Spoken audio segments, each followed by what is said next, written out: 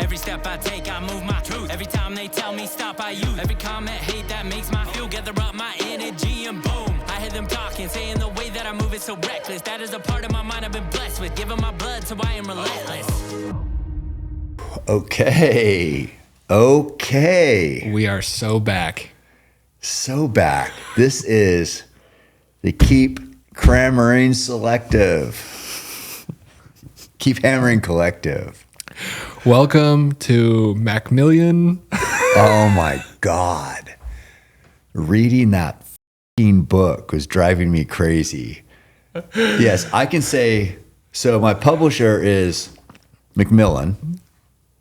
I can say Australia, but if I start saying it too many times, saying Macmillan, Macmillan, wait, see? Here we go. Macmillan, that's the publisher by itself, Macmillan. Australia. That's where they are. That's who's, they want a version there. You cannot, no human can say Macmillan and Australia together. The tongue twister. It doesn't work. Macmillan, Australia. Yeah, right. You can't. Nobody can do that.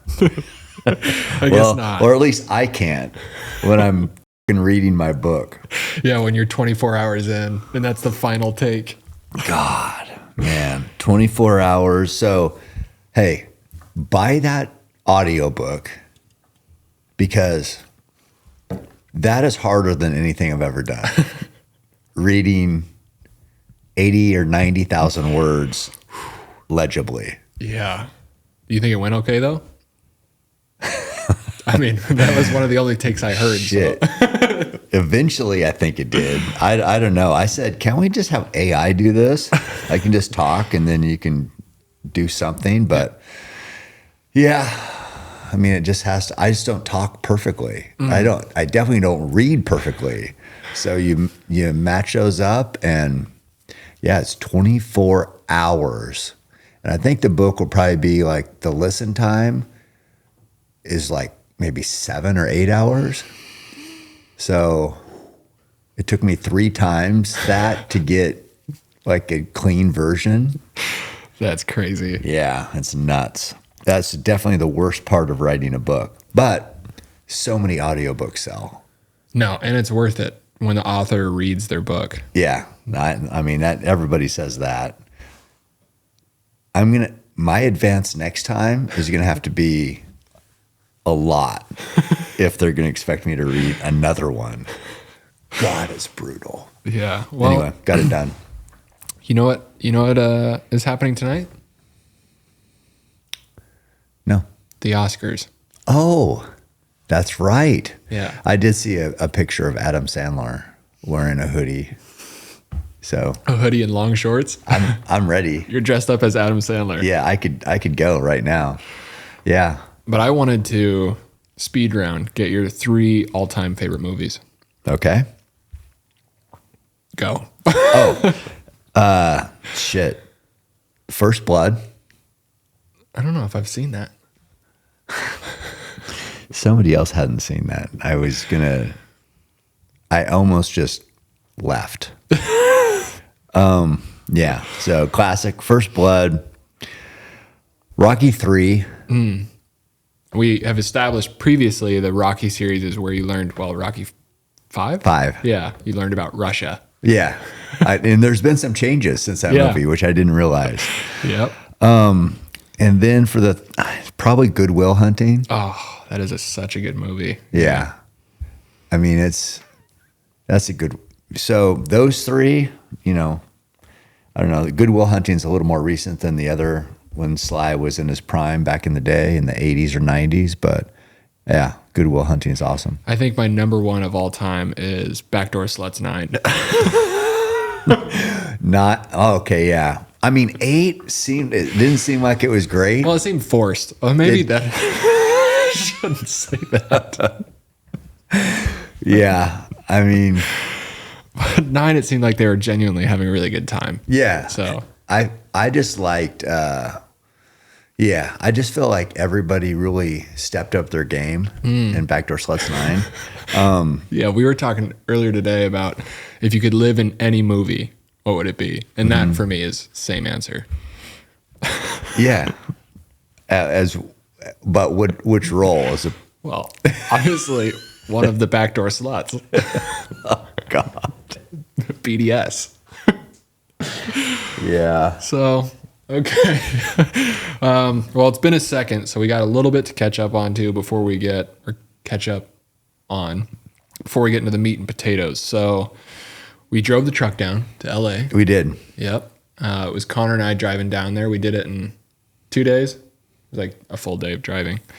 The traffic in LA is, I don't know what everyone's complaining about. Yeah. It's really easy. I didn't see any. Yeah. No cussing. And I didn't call anyone names. It's good. Yeah. Well, why would you? And I wouldn't. Yeah. It's a city of love. Isn't it? Angels. Angels. I mean, yeah, whatever. Same thing. But yeah, so we gave the truck away. Oh, I came up with a new shirt. Oh, You know what it is? I know I try to read your mind, but this time I'm failing. Shit. Why can't I remember the... Okay. Let's see. I can't remember. Never mind. I got to come back to it. Also, you can't say, Why? well, people are getting mad that you're bleeping cuss words. They are? Was that a So- complaint? Yeah. In the complaint department? Some guy commented, Cam, you claim to be this blue collar guy. Stop bleeping cuss words. God. Be a So real if- man. Yeah, if you cuss, normally it's you cuss and like, my kids listen to this and blah, blah, blah, which, okay, maybe you should cuss in front of your kids more so they're not shocked when they hear it because they're going to hear it in life. Yeah. So I'm trying to help you. But now I beep them out. You're still 'Cause- the bad guy. Yeah, because I was like, okay, yeah. I mean, if you got your kid listening, that probably shouldn't hear me say, Backdoor sluts 9. or okay, here's my t-shirt idea. Lumberg f***er. And that's from Office Space. Lumberg was the boss, and there's this rumor going around about, well, it was about, Jennifer Aniston. She's in the movie. And so it was going around that he f***ed her. So it was just like the rumor about the guys in the office who were like, yeah, Lumberg f***ed her. And so I thought that would be a good shirt. Yeah, I think so. I'd wear it. But maybe instead of Lumberg, it's just lumber. Lumber, maybe lumber. What? I don't know. I'm spitballing, you know. Okay. Brainstorm. Yeah, that's good. That's good. Well, we'll beep all that out. Yeah. Yeah. What were we talking? Oh, the truck giveaway. So yeah, gave the truck away. Guy was stoked. Yeah. Yeah. We got it detailed. Todd the hater. Shout out And he's to, actually not a hater. He's a cool guy. Yeah, he wasn't Yeah. that mean. And his girlfriend was cool. Everybody's good. Met up there at first I was like, who the heck picked meeting at the Griffin Observatory to do a truck handoff? Yeah. It's like one of the most busiest places. It's probably a weekend too. It was a zoo. Yeah. I don't even remember. But anyway, it actually turned out cool because like the photo of me and him in that observatory's been in a million movies because Yeah. they film the Hollywood signs right there. But yeah, it worked out great. Yeah, that was good. We got it detailed at Collective. What was it? Collective. Yeah, collective detailing. Shout out to them. Yeah. That kid did a great job. Now we can tell people who our surprise guest was or our surprise event because it already happened. We shot bows with none other than. Would you like to buy a vowel? Yes, none other than. Travis Barker and Alabama Barker. Yeah. Actually, she never shot. She was going to. That's his daughter. But yeah, cold feet. Decided not to. Travis shot. Travis is, I don't think it's his manager. Maybe, no, it is his manager, Yeah. maybe. She shot. Yeah. They both shot great. It Yeah. was fun. Travis was a great shot. Oh, yeah. He got the hang of it really quick. Mm-hmm. Yeah. It was, and it seemed like he really liked it. Yeah, it was, I mean, it was cool meeting at his studio, seeing his old Chevy, fucking sick truck. Yeah. Or a dang sick truck. Heckin'. A heckin', mother heckin' sick truck. Yeah. He also is just like the nicest guy. Yeah. Yeah, pretty cool. I always love seeing people who are kind of that status and how kind they are. Yeah. Just regular people. Oh, I know. I hate the judgmental, like, oh, he doesn't look like what some dumb like from where I grew up. Me. He doesn't look like me. That's okay. Yeah. It's all right. I mean, not everybody's some small town redneck who wants to hunt, or he's not even hunting, he's shooting a damn boat. It's just archery. Yeah. Why is there's like, they're saying, oh, he looks like a drug addict. I'm like, shut the up. It just makes me, nothing makes me more mad than when I'm trying to share what we love and you're doing it with people outside of our general group or whoever, so social circle that would normally, quote, shoot a bow, and people can find something to bitch about with that. It's no wonder hunting is dying out. If he was hunting, he'd be hunting a package of tofu anyways. So. Yeah, I mean, he's vegan. But, here's the thing, and people were saying that too, which that is actually irritating me also, so thank you for reminding me. So what? So he's vegan. The fact that I was able to talk to him about hunting, because we went running the next day, and he was saying, obviously, cool house and all that, but lives up in a great area, as you can imagine. But we were running around that neighborhood, and he was saying he's seen a mountain lion right there on the hill. And I said, God, I'd love to see it today on the run. And I told him I'd never killed one. I'd hunted them before, and so I just explained that when I hunt, I'm going after old males. I'm not just out there just to kill. And so I had the chance. Because of that, we started that bond as like just shooting bows. Now I had a chance, vegan or not, to talk to him about hunting and how hunting works. And it was like, you're not just out there, killing everything you see. Right. You're being selective. And it's like, you take an older male that's, whatever, it's best for herd health type thing. And he'd probably never heard that. Right. So that's what happens. That's how you have that opportunity to maybe turn the tide a little bit. Yeah, I'm not saying he's going to be on the carnivore diet and be out, hunting all over the West, but shot a bow. So if he understands hunting and maybe my mindset or the mindset of a hunter a little better, isn't that a positive? Definitely. It's just, it really is, it's disappointing, but I'm not surprised. Point is, yeah, Travis did a great job. I took a bow down for his wife too, or two bows for Courtney. And she, obviously they got a bunch of shit going on, but I did text him and I just say, hey, whenever she's ready to shoot, I can come down and do a refresher. It's a quick flight, 2-hour flight to LA, and nice weather. So yeah, we'll make it happen. But anyway, Travis did, and it was great. Yeah. So that was the last big giveaway. I'm supposed to remind everyone. And I did want to say thank you to Fox Motorsports. Is that what it is? Fox Factory Motorsports. Yeah. Let me do a clean take of that. Fox Factory Motorsports. And Mike Dennison. I think he's a CEO, maybe he's a president. But anyway, he was a guy who reached out and made that happen. And I feel like it was a big success. A lot of people saw the truck, a lot of feedback, positive feedback on the truck. I had never heard of Fox Motorsports before the giveaway, and now a lot of people have heard and seen it. Travis drove it actually. Courtney actually got in it too and checked it out. I was out in front of their house and started it up, and she thought it was sick. So I don't know if they're going to get one or not. But anyway, point is, it's like, it worked out great. Generated a lot of excitement and energy, and then we were able to give it away to to Todd, who is a cool guy. And then, I just want to thank Fox for that. Yeah, that was awesome. Chevy. Yeah. Anyway, go ahead. You started to say something else. I was going to say I'm supposed to remind people. Well, we're going to farm a clip out of this. We're doing another giveaway, Utah, Elk Heaven. Mm-hmm. That's got, by the time this comes out, it'll be the final week. This elk hunt in Utah where I go, I've been going now for, I don't even know how many years, maybe 15, 14 something years.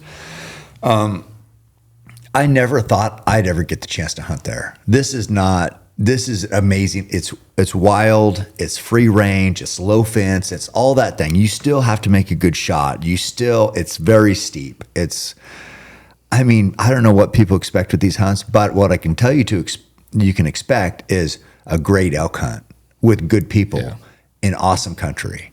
So aside from that, you're going to have to be ready because it's still, there's no guarantee. You draw blood, it's over. That's your animal. You're done hunting. Right. So make a good shot. Yeah. And don't be wounding and losing an animal. But the point is, this giveaway is an incredible opportunity for somebody who, if it was like me, would never even dream of a chance like this because it's expensive. It's like 20 grand.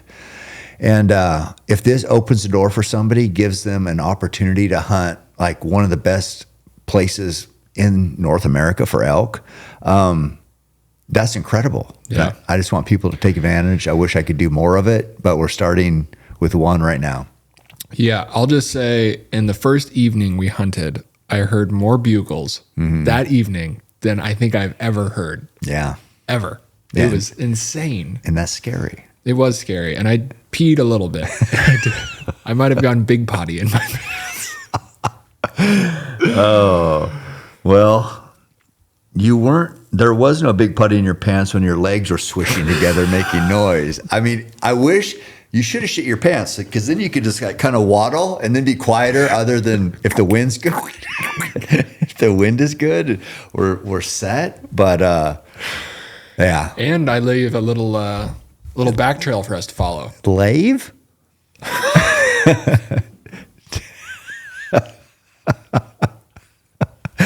Yeah. Oh, like breadcrumbs, but shit crumbs? That's cool. That's a good idea. Yeah. I don't know how long that lasts. Patent pending. Okay. Well, good luck on that. Thank you.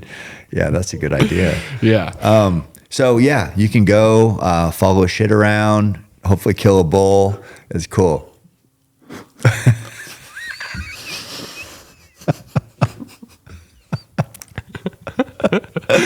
Yeah. In this giveaway, I'll just say I only use a bow. It's I've never, I don't rifle hunt, but in this place, it's a CWMU unit, which means you can use any weapon.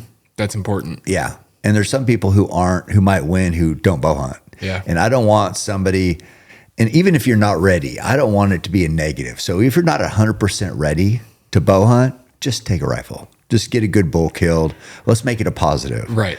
Let's not have some story that haunts you for the rest of your life. No kidding. Hey, killing a bull with a bow, there is nothing that compares. But as good as that is, the opposite of a wounding and losing a bull on a once in a lifetime hunt, that's just as at the other end of the spectrum.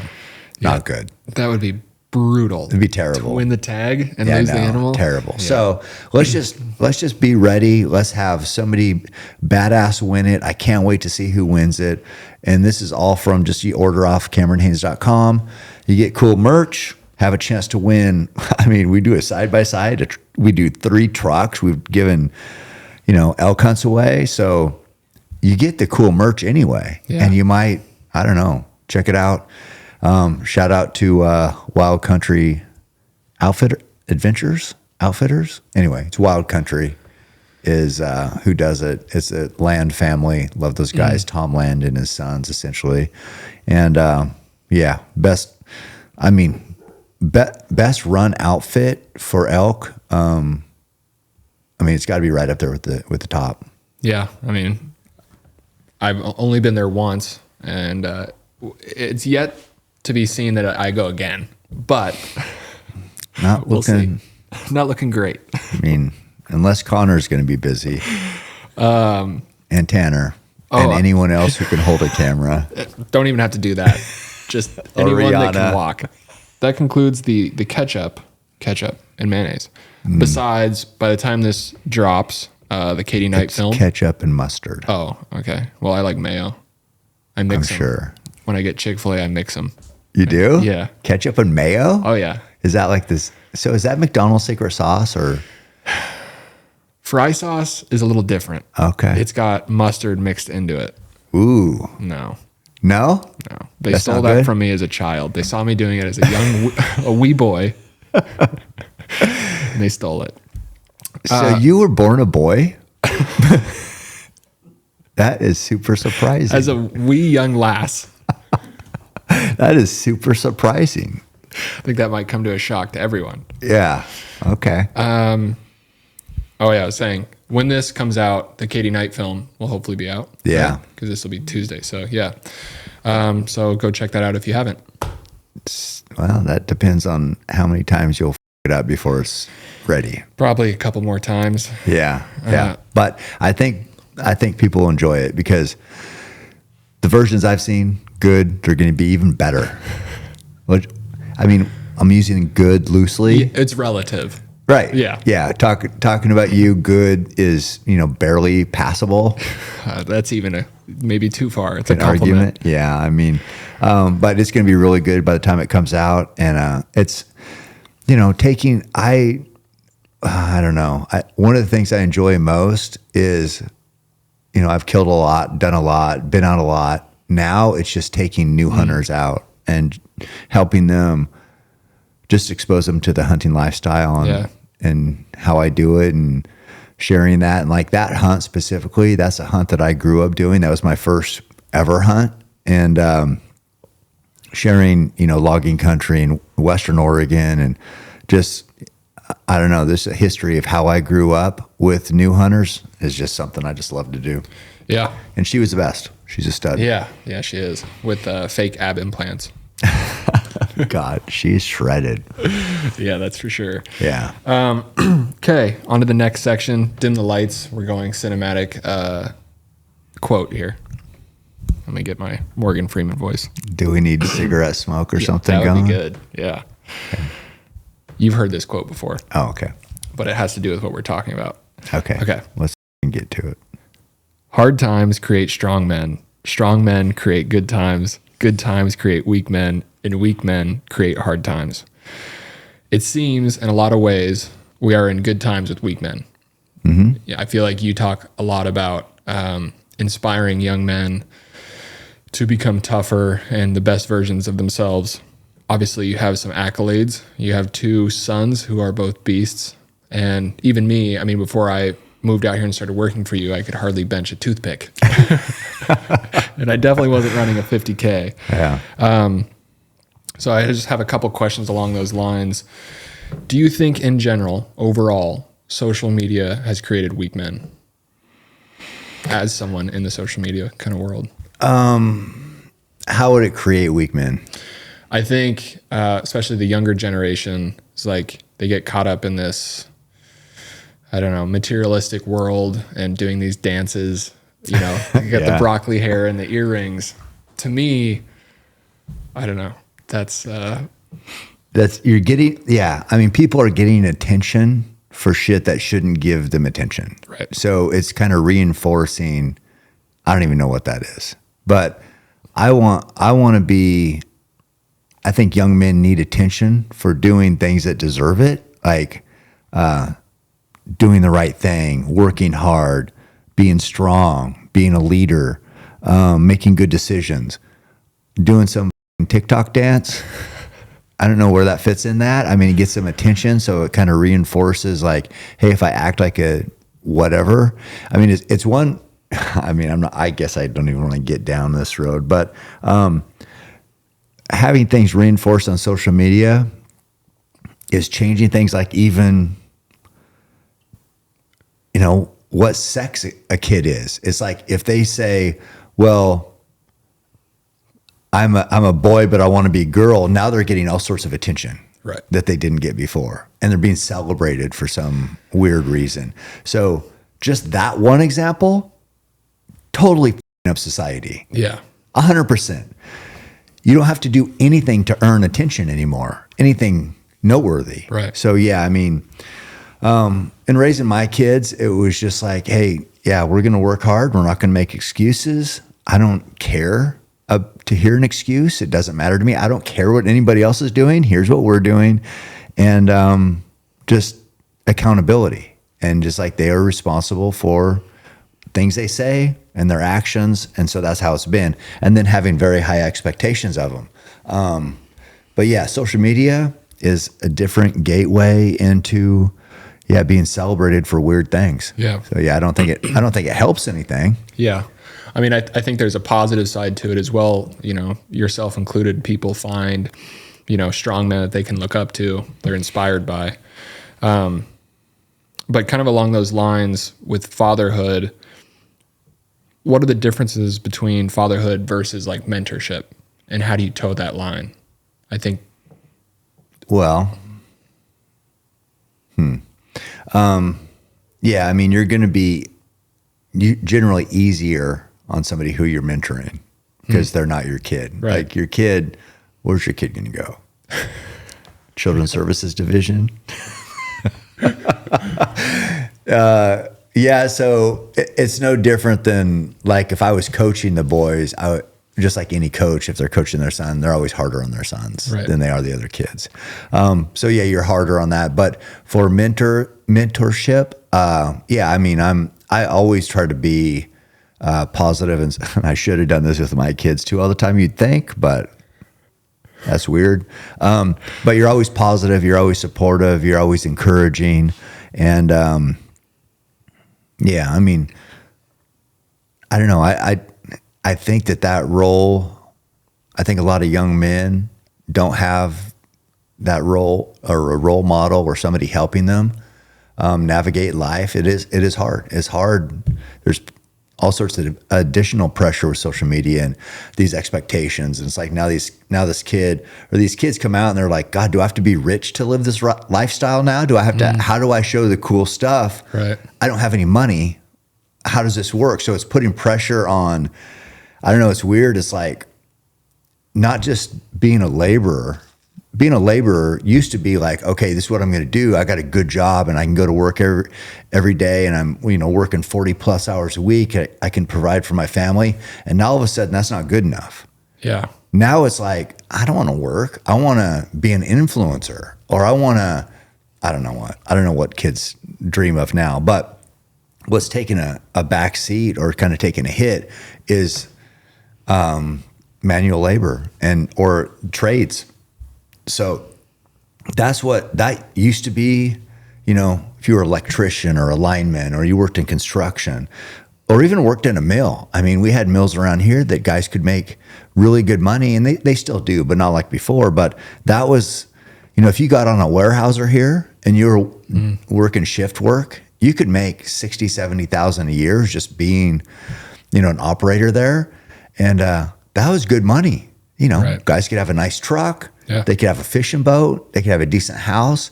And that was great. And it still is great for some, but it's like, it is kind of that just honest, hardworking lifestyle is kind of taking a hit because of social media lately. So I don't like that part. Yeah.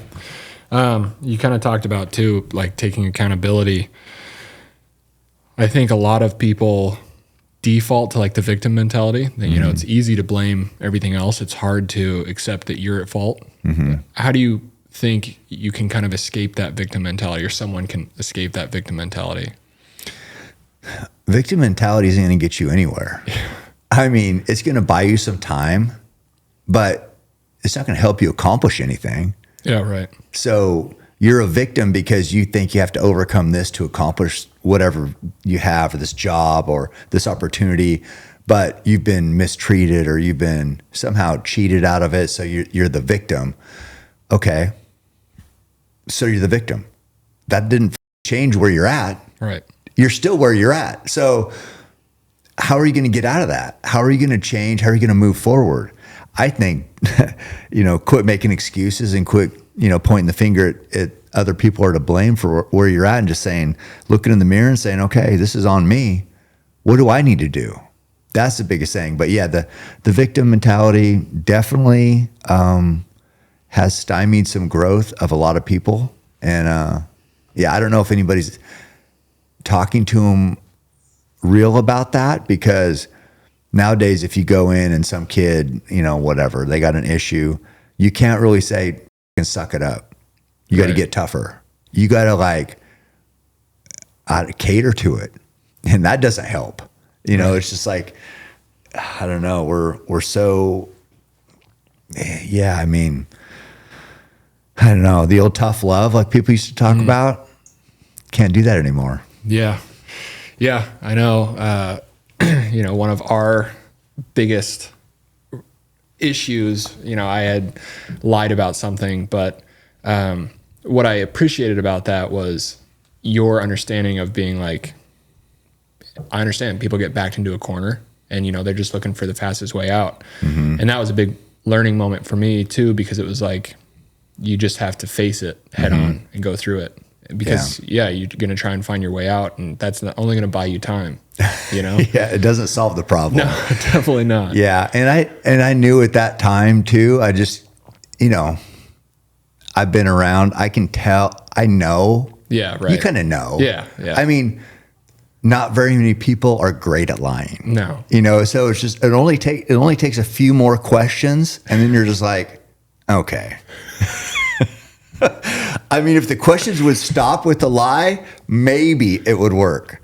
But all I have to do is a couple more questions. Yeah, then right. I'm like, just doesn't work. But yeah, I mean, so it's definitely better. And like I think I told you at that time, it's just like, just tell me the truth. Right. And we'll deal with it. Yeah. But don't lie. You're going to have to deal with it at some point. Yeah. Yeah. So I don't know, but that's, you know, that happens a lot. Yeah. You know, nobody really likes confrontation. Nobody likes screwing up and having to say they screwed up. I get it. I mean, I don't like that. Right. The reason why I'm good at picking up tells about people who are full of shit is because I've been full of shit. So it's just like, I know exactly what it's like. Yeah. I've been taking Ketone IQ for the past year and have seen tremendous benefits, including mental clarity, increased focus, and more energy. Anytime I take the shot, I feel smarter. When I have on some really smart people like Andrew Huberman on the podcast, it can be intimidating because actually I'm not that smart. Nobody's ever called me smart. So that's an uphill battle for me. Ketone IQ gives me a little more mental clarity, which I always could use. I also bring Ketone IQ with me on many long runs and races for that matter, because I feel like it does give me a little bit of an edge.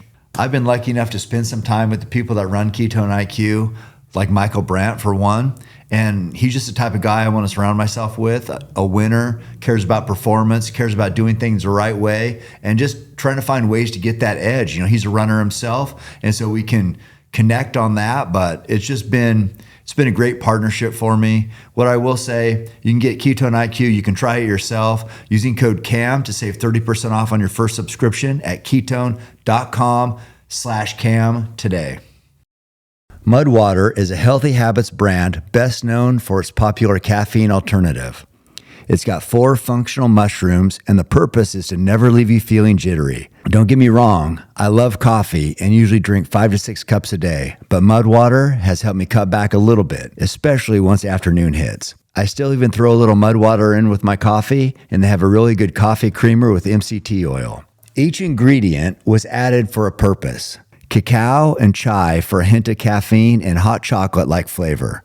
Lion's mane for focus, and both chaga and reishi to support healthy immune system. Plus, it's Whole30 approved, 100% USDA certified organic, non-GMO, gluten-free, vegan, and kosher. Mudwater donates monthly to support psychedelic research and has since day one. They believe the country is in a mental health epidemic and that psychedelic-assisted therapy is one of the most effective tools we have to treat mental health conditions. Mudwater is hooking up my show with a special offer. If you go to mudwater.com/CamHaines, you get a free frother and $20 off. That's mudwater.com/CamHaines for a free frother and $20 off. You've said before, I'm not competing against anyone else. It's just me versus me.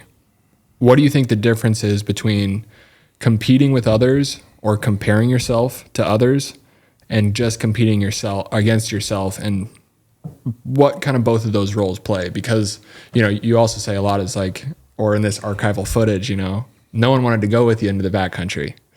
You just had to go by yourself. So where are you drawing inspiration from in moments like that? when it's just you? Just me. Like at that time in my life, it was just proving everyone wrong. So it's just, and I see how comments now, oh, I would have went with you. No, you wouldn't. Nobody was going with me. You wouldn't have. Nobody else did. I wanted to go. I wanted to test myself. So it was weird. It was weird. I would ask people, but I'd almost want them to say no. So then I could be like, yeah, pussy, I knew it. I'll do it by myself then. I killed, a lot of animals. And some of it was just to prove people wrong. Some of it was to prove to myself I could do it. But yeah, nobody was begging to go with me. Right. I guarantee you that. No one. No. Yeah. Watching some of those clips, it was like, yeah, the guy who's commenting, I'd go, you'd have given up.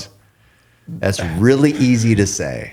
Really easy to say as a comment on social media. I would have gone and killed it and probably killed a giant bull and helped you kill one and pack them both out. Yeah. I wish there was an opportunity for you to be like, okay, let's go. Let's do it. Delete his account, block you. Yeah. It's intimidating being that far back in the wilderness, especially the third week of September back there. You're going to get weather, which the clips that I think we're talking about, I was miserable. But, for me, it was like, I looked at those moments and, we talk about the must be nice all the time. And people are like, oh, it must be nice to hunt. This bull was in Colorado. It's like, yeah, you don't find these opportunities. Well, unless you're rich, but even being rich, you still can't go to San Carlos. Yeah. Right. Unless you whatever.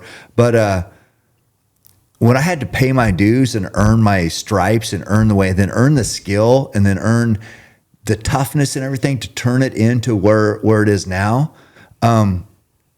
nobody did that. Nobody wanted to do that. They want you to turn away those opportunities now? You're mad at me because I paid my dues and busted my ass and earned success and earned these opportunities, and now I'm reaping the rewards? Right. And what do you want me to do? Well, you should do a backcountry hunt with a stick bow. Well, I think I'm going to draw. So I've been putting in for this hunt here forever. And right now I have 23 points. So I put in for 23 years. So this year, finally on the percentages, I just looked it up 2 nights ago. I have 72% chance to draw. Best elk unit in Oregon. They only give 40 tags. And there's some good bull. I still joke around and say, well, it's going to be my worst hunt of the year. But I don't think it will be. But it isn't. For Oregon, backcountry, wilderness, I can't wait. So I should draw that tag this year.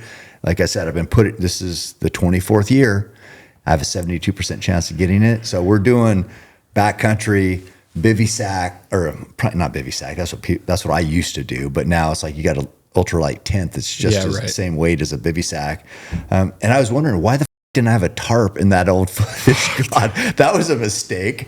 You don't need a tarp like the first week of season when I'd hunt a lot because I wanted to kill a mule deer also in velvet. So I tried to kill a bull and a buck and a bear on the same 10-day hunt to start the season. And I never would take a tarp then because the weather isn't bad the first week of September, or sometimes that was the last week of August. But now you get around the 20th of September, like when that video that Connor found. So now you're the third week. Now shit starts to get real back there. Why I didn't have a tarp that would have made my life easier. But point is we're going to be backpack hunting. If I draw that tag, kill a big bull, and it's going to be epic. Yeah. It's funny you said, you have everything they'd need to go with you. And it reminded me, I used to climb with this guy who would say the same shit, but then you'd show up and you'd have nothing. Oh, yeah. Yeah. You'd be miserable. So I quickly learned, I was like, all right, I don't care. I'm bringing everything because you don't have anything. Yeah. Well, It's easy to say stuff. Yeah. Easy to say words. Yeah, to get people to go with you. Yeah, mostly on that one because it's a 8-hour drive. There's no podcast back then. So 8-hour drive. I'd leave after work, drive, get there at 1 or 2 in the morning, leave like a 4 or something like that. 1 or 2 in the morning, load up, 12 miles back, headlamp. To be back there, first light. You can do the drive, go to McDonald's, Dairy Queen, whatever the sunflower seeds, Mountain Dew, great drive. Listening to, Michael Jackson Thriller over and over on the cassette. That's a good time. Then you get there and you start packing in and you hadn't slept and you're walking and it's like pitch black, not a sound out there. If somebody would have done shit like that, they'd be doing shit like that right now and I'd know who they were. Yeah. Because I'd see what they're doing. I'd see what they're killing. I know, you don't know everybody out there, but if somebody's making a name for themselves, you know about it now, right? Back in the day, you could, there's a lot of people killing stuff you didn't know about. And I'm sure there is still. It's not like social media is the whole world. But generally, if somebody's having success, you know about it. Right. Yeah. It reminds me of that story of you and Remy. Was it Arizona or Nevada? Nevada. Yeah. Both being way back there and being like, who the f- is this? Yeah. Middle of nowhere. He looks in the car, sees my name on the rental thing. Like, f-. So he knew we'd be in the same country. That's kind of how it works. Yeah. When somebody's legit and getting shit killed I would know about it. Right. So yeah, I mean, for these guys that say, yeah, I would have been there. Okay. Then I should know who you are. And I don't. Yeah. Kind of along those lines with that story, you're soaked, you're miserable when everything is going wrong and you're deep in the suck. How do you turn that, not necessarily into a positive, because I think you thrive in that kind of situation. So how do you thrive in that situation? How do you turn that into something where you're like, all right, it's go time? Yeah. I mean, it's just a test. That's what I wanted. Yeah. I mean, I'm not going to say I want to be soaked, but it's like, that's just more cool shit to overcome or more challenge to overcome. So when you make it out the other side and maybe, get a bull killed and you're heading back with antlers in your truck and people are driving by doing this thing, you're like, yeah, I did it. Yeah. You guys have no idea what I overcame. It's like you have that and it's just, it changes your whole life because then you get back and you go to your work and work says, oh my God, we got this huge issue. What are we going to do? I'm like, we're going to do this because you make better decisions because you've been tested in the fire, so to speak. You've been where it's just like, God, am I going to die back here? I don't know how I'm going to get warm. I'm soaking, everything's soaked. And so when you don't panic and you overcome that and you achieve a goal back there by yourself, yeah, I mean, you feel like you can do anything, right? Or at least I could. So I loved the greater the challenge, the greater the reward. I mean, or the greater the sacrifice, the greater the reward. So I'm like, this is just more of a sacrifice. And yeah, it was hard. Yeah. I know we talked about it in Utah when it was raining and we were soaked, and it was like, when you've got a warm, building to go back to, it's like, oh, this is fun. Way different. Yeah, way different. Yeah, on that, that video there, that's one thing that I used to do is those bivy sacks used to have like little poles in there that would keep it kind of off your face. But one time I was in a lightning store back there and I thought that I threw my bow, I threw those poles. I'm like, I don't want any metal anywhere because I thought I could get struck by lightning. But so then I would just never take the poles that came with the bivy sack. Consequently, when it got wet and if it would just sit on you on your sleeping bag, that condensation, Jesus, hopefully that word wasn't undeniable that I had to read. But it would just it makes everything wet eventually. Yeah. Everything. And then when it's pouring, water will run down the hill. Yeah, you want to dig little trenches kind of on the side of your bivy sack just so that water has a way to go. But if you don't, or you forget, or sometimes the sleeping pad will slide over and it's out of that little trench you made, and then water's just running onto the sleeping pad, and it's holding up in these little eggshell type like divot kind of thing for insulation. But when those are full of water, then your sleeping bag's right on top of it.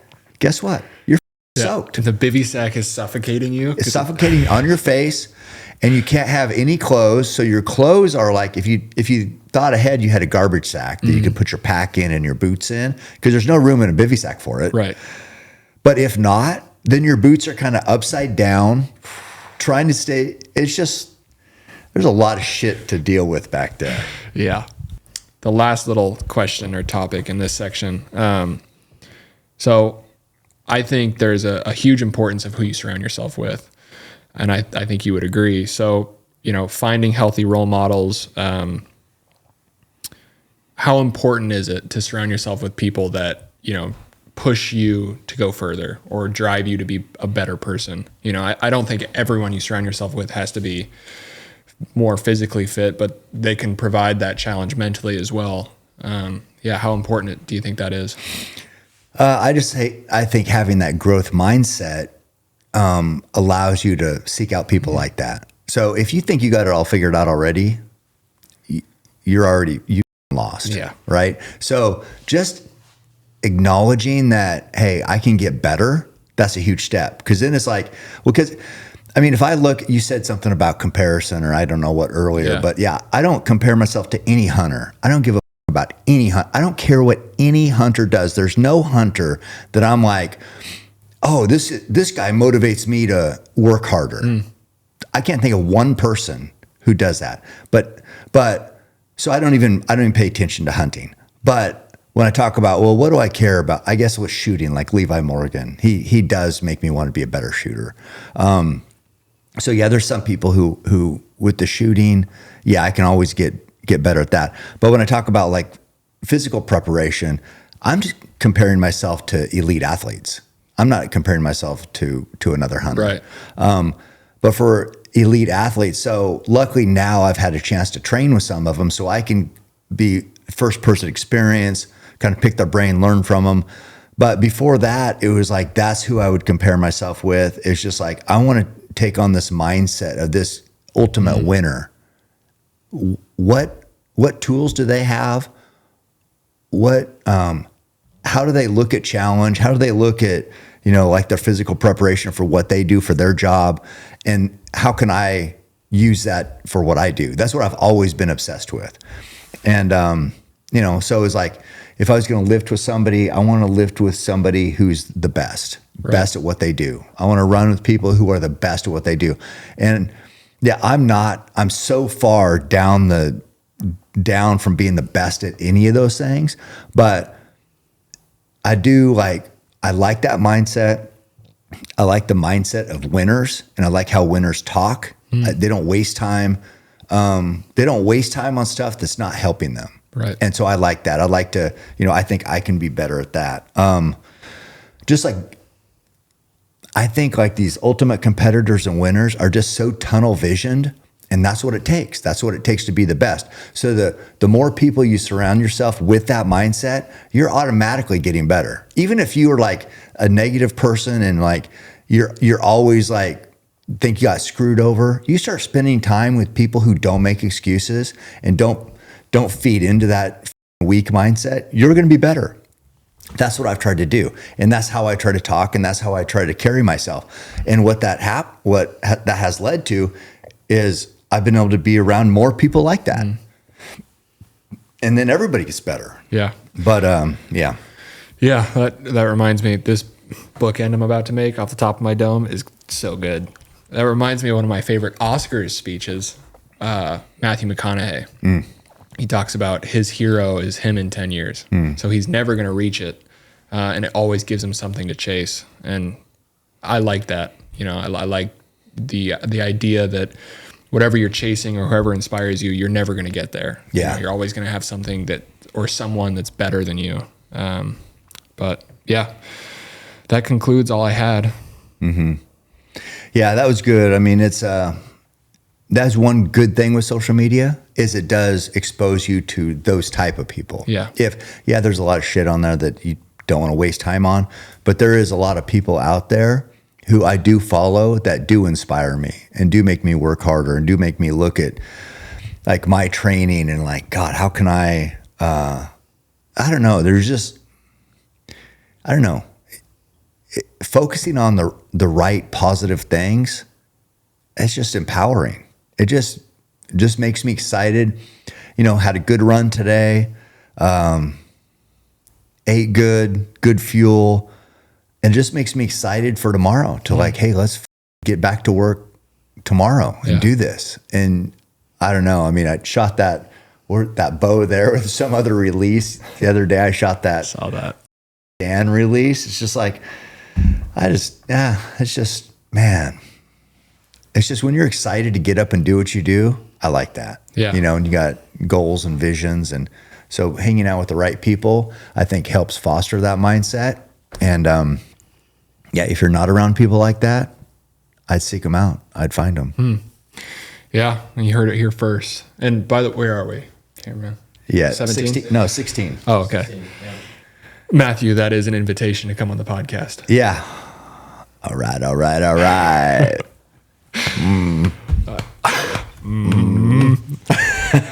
How many times you jerk off a day? Those are rookie numbers. You got to ramp that up. Wasn't that in Wolf of Wall Street? That is such a good movie too. Connor, what'd you have? I know you got something back there. I just got one thing. Don't f it up now. Take your headphones off. Have you been practicing? I've been practicing. I feel like we just had a really good stint with no edits needed. So keep that in mind. Yeah, I've been practicing the mirror. Hello, Cameron. This is Connor Westlake. All right, I f***ed it up already. Sorry, baby. Okay. So I just had one question. This goes all the way back to the beginning when you were talking about sharing your love of archery and your love of hunting with Katie Knight, with Travis Barker, who we were just with. Just kind of planting the seed. Are there other people out there that you maybe are in communication with that you'd love to share that with as well? Like who else is on the docket that you'd love to introduce to archery or introduce to hunting or whatever? Oh, I mean, Sage Steele, we've been trying to get her out here forever. She's super pumped to come shoot a bow. Said she hadn't been to Eugene, so that'd be fun. Huberman, he wants to go on his first hunt. You know, he shot. You know, I got him a bow, obviously, but just that next step is the hunting lifestyle. And I saw he just did something with, who was that? That was Kim Kardashian, Huberman, Brian Johnson, the guy, Never Die guy. So they did, I don't know, I think there's somebody else there. But anyway, it's, I mean, those, Jelly Roll has talked about hunting a little bit. So yeah, we're just getting started. I love sharing what I do. I just know how powerful it is and how much it can change your life. And so I'm always looking for the next candidate to share my love of hunting and archery with. So if you're out there, hit me up. And also, do you ever want to have a regular guy on your show and just have? And I'm like, no, I don't, because I am a regular guy, so I know exactly how it goes. That's I've been getting a couple of those DMs too. Oh, I want to just come on a Shit Talkers Weekly. I apologize if these are so bad that it seems like it opens the door for any other, because I'm an idiot, any other idiots to come on. What was I going to say? Oh, I was going to lay out that we have the Boston Marathon coming, the Eugene Marathon coming. God. On the horizon. Yes. Is that better? Yeah, arriving. Well, not arriving. And then Cocodona. And also, I don't know what I'm going to Grand Canyon. Yeah. Yeah. So that'll be fun. So we got some trying to get in shape. I'm trying to actually, so I need to get lighter. Interesting. Yeah. So been doing the 4,000 calorie burn, 3,000 intake, 1,000 calorie deficit, down to 161. The goal 156. You and Connor both are on a cut. Yeah. Connor, are you shredded? That's right. I'm shredding. You're not shredded yet? No, I'm still a little soft. I need you guys to give your cut to my bulk. Yeah. James has been bulking on Oreos. Dirty bulk. He doesn't eat breakfast. He just comes downstairs. He's, I skipped my meal. I guess I guess I'll have a pack of Oreos. A sleeve. I think it's a sleeve, isn't it? A sleeve of Oreos. Well, yeah. you know, That's it's the good. proper term. You could have a protein shake and then put in that sleeve of Oreos. Ooh, that's actually a great idea. Yeah. idea. It's almost like an Oreo blizzard. Well, then he tried doing a mass gainer shake last night. Shout out to Katie for that recommendation. Yeah, shout out to Katie for the recommendation. But And he tried shit doing your a mass gainer.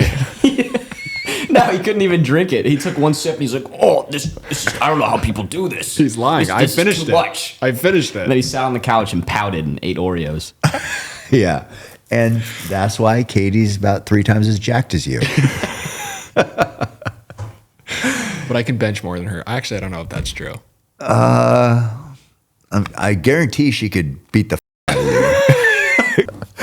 All right. And another t-shirt that I want to come up with, because this is what me and my brother always used to say to each other, like when we were leaving, we'd always just say, as you're heading out the door, don't let your meat loaf. So I want a shirt that says, don't let your meat loaf. What does that mean? I don't know. It's a good question. Don't let your meatloaf. Okay. So It's good advice, though. Yeah. You shouldn't. I guess, yeah, you should not let your meat loaf. Right. Yeah. Yeah. So anyway, I think that's a great ending to the show. I think so too. Don't let your meat loaf. Keep hammering.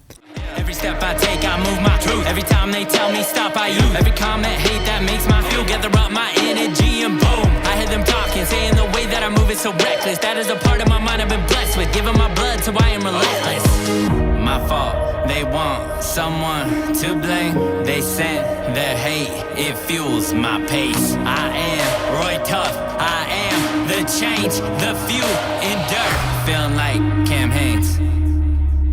Oh, give me the Mars, nobody wants